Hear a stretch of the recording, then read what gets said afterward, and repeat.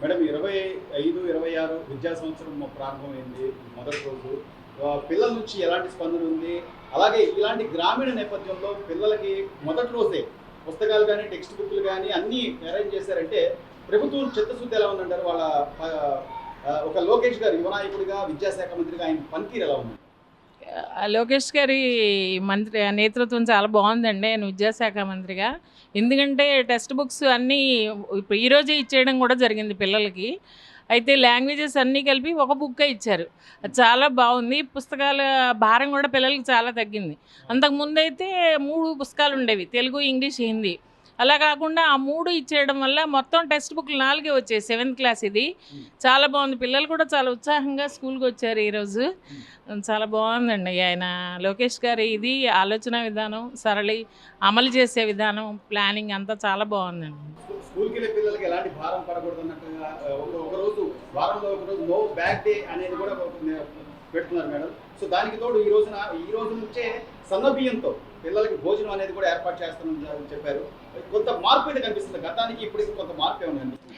చాలా కనిపిస్తుందండి. ఇదివరకు పిల్లలు ఏమనేవారంటే లావు బియ్యము మేము ఇంటి దగ్గర అవి తినమండి, సన్న బియ్యం తింటాము, మా కడుపులో నొప్పి వస్తుంది, వాంతులు అవి అవుతున్నాయి, తినమని చాలామంది మానేసి ఇంటి దగ్గర నుంచి బాక్సులు తెచ్చుకునేవాళ్ళు.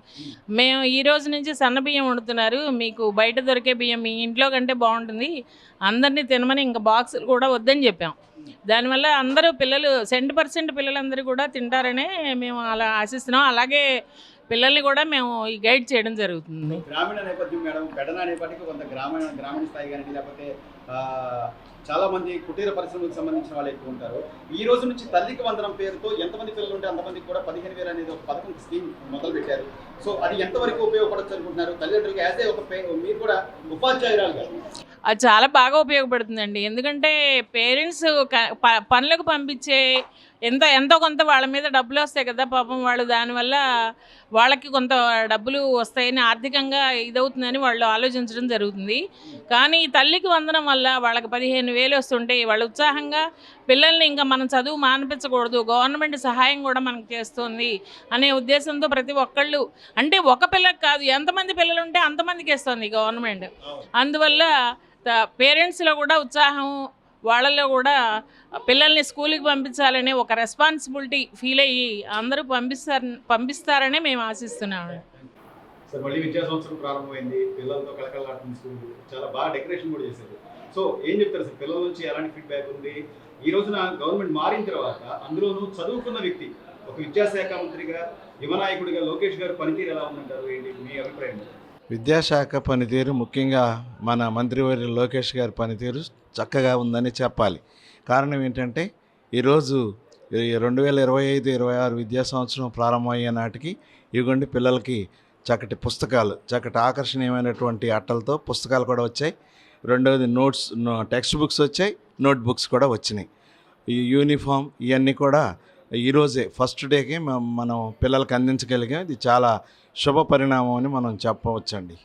సో చదువుకున్న వ్యక్తిగా ఆయన విద్యా ప్రమాణాల్లో తీసుకొస్తున్న మార్పులు గారండి, లేకపోతే చదువుకున్న విద్యార్థులను ప్రోత్సహిస్తూ మొన్న 24, 25 10th క్లాసు ఎవరైతే ప్రతిభ కనబరిచారో వాళ్ళందరినీ కూడా పేరు పేరున పలకరిస్తున్న తీరు కానివ్వండి, గతంతో పోలిస్తే కొంత మార్పు ఏమైనా కనబడుతుందంటారు? మరి పాలకులతో పోలిస్తే గత గవర్నమెంట్తో పోల్చితే మంచి విషయాలే మనకి తెలుస్తున్నాయి. ఎందుకంటే 10th క్లాసులో మండల వారీలుగా ఫస్ట్ వచ్చినటువంటి విద్యార్థులందరినీ కూడా చాలా పిలిచి స్వయంగా ఆయన అభినందించడం, కొంతమందిని జిల్లా స్థాయిలో అభినందించడం, వాళ్ళని ప్రోత్సహించడం అనేటటువంటిది మన పిల్లలందరికీ మంచి ప్రోత్సాహకరంగా ఉంటుందని నేను భావిస్తున్నాను. తల్లిదండ్రుల నుంచి ఫీడ్బ్యాక్ ఉందంటే ఈ రోజు నుంచే తల్లికి వందనం పిల్లలు ఎంతమంది ఉంటే అంతమందికి కూడా గవర్నమెంట్ ఏదైతే చెప్పిందో, రాష్ట్ర ముఖ్యమంత్రి గారు నిన్న ఆల్రెడీ జీవో పాస్ చేశారని చెప్పారు. వాళ్ళ అకౌంట్లో కూడా డబ్బులు పడే పరిస్థితి ఉంది. ఇలాంటి గ్రామీణ నేపథ్యం ఉన్న పిల్లలకి డబ్బులు ఎంతవరకు ఉపయోగపడచ్చు అనుకుంటారు? చాలా వరకు ఉపయోగపడతాయి. గ్రామీణ నేపథ్యంలో ఉన్నటువంటి పిల్లలకి చక్కగా ఉపయోగపడతాయి. ఇన్ని కూడా సక్రమంగా అన్న టయానికి చేశారు కనుక మరి ఇవి కూడా సాయంత్రం పిల్లలు ఇంటికి వెళ్ళే సమయానికి అవి వాళ్ళ తల్లిదండ్రుల చేత వాళ్ళు అది వింటారని మేము కూడా ఆశిస్తున్నాం, మేము కూడా ఆనందిస్తున్నాం. ఎందుకంటే మొదటి రోజునే పడటం అనేది చాలా శుభ పరిణామం కనుక ఇట్లాంటివన్నిటిని మనం ఖచ్చితంగా ప్రోత్సహించాల్సినటువంటి అవసరం ఎంతైనా ఉంది. చివరిగా ఒక ఉపాధ్యాయుడిగా ఈ రోజున 16,000 పైచిలకు డిఎస్సి పోస్టులకు సంబంధించి ఎగ్జామ్స్ జరుగుతున్నాయి. అంటే కొత్తగా నూతనంగా ఉపాధ్యాయ పోస్టుల కోసం ప్రయత్నం చేస్తున్న వాళ్ళు కానివ్వండి, లేకపోతే ఎంతో మంది నిరుద్యోగులు కానీ ఇది ఎంతవరకు ఒక భరోసా ఇచ్చే అవకాశం ఉంది? మరి 16,000 పోస్టులు అంటే నిరుద్యోగులకి మామూలు విషయం కాదు కదండి. ఇది మంచి విషయం. రెండోది పరీక్షలు కూడా జరుగుతున్నాయి కనుక ఇవి వెంటనే వాళ్ళ రిజల్ట్స్ కూడా ప్రకటించి వాళ్ళకు కూడా పోస్టింగ్స్ కాస్త వీలైనంత త్వరగా ఇస్తే అది పిల్లలకు చాలా ఉపయోగకరంగా ఉంటుంది. మేము కూడా ప్రైవేటు పాఠశాలతో పోటీగా పిల్లలకి చెప్పడానికి ఇంకా మెరుగైనటువంటి విద్యా ఫలితాలను అందించడానికి బాగుంటుందని నేను భావిస్తున్నాను. Please subscribe to Leo News for more videos.